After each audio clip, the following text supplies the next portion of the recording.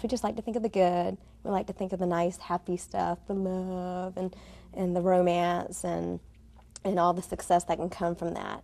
And I think that Hollywood has just hyped it up, what we've already put out there. And that God's way is the truth.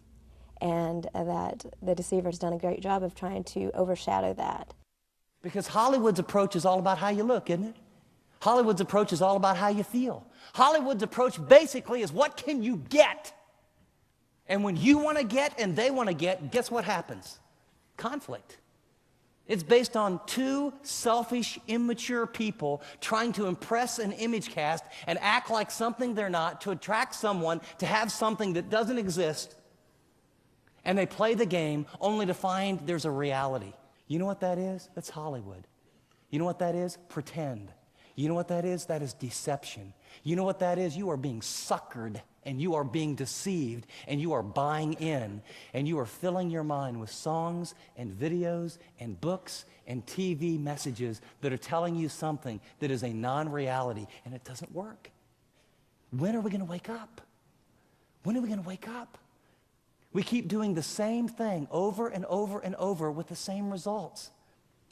Why? Because it's all about finding the right person. And you know what it ends up being?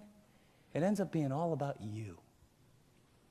It ends up being all about the world revolving around you and you trying to satisfy you. And there is a way which appears or seems right to a man or right to a woman, and the end thereof is it's death. And so I come here with a heart of compassion. I come here to say, you know something? Don't do it the way I did it. Do it God's way.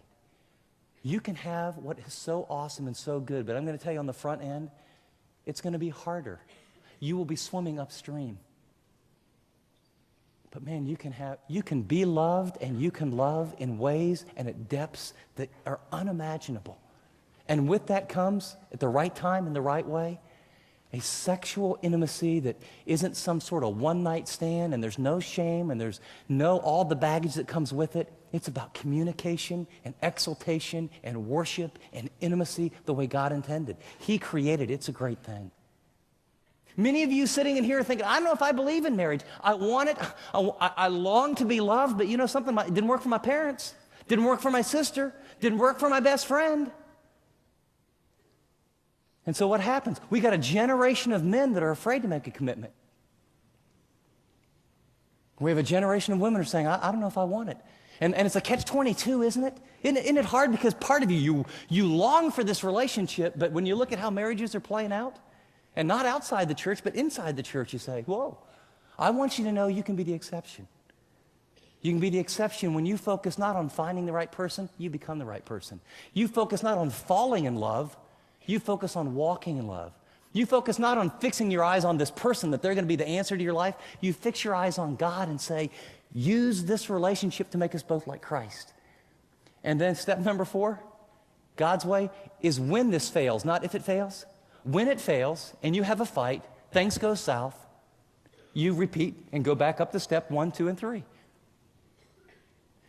You see, when my relationship with my wife isn't going well, what I used to do is blame her. In other words, right? So she must not be the right person, or she's not coming through for me. Instead, I go to step 1 and I ask, am I the right person?